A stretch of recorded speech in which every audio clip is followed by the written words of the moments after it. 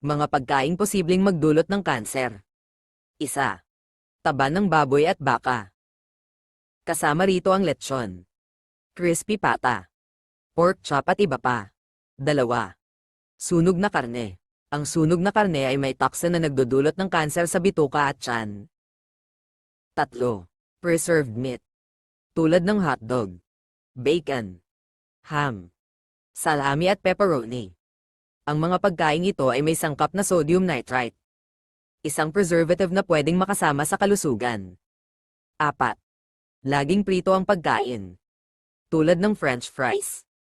Kapag ang pagkain ay matagal na pinirito tulad ng mga deep-fried foods ay may masamang epekto sa katawan at pwedeng magdulot ng kanser. 5. Alak.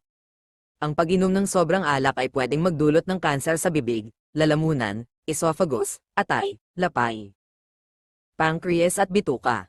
Tandaan, kahit anong bagay kapag nasobrahan ay maaaring makasama sa kalusugan. Maraming salamat, follow for more.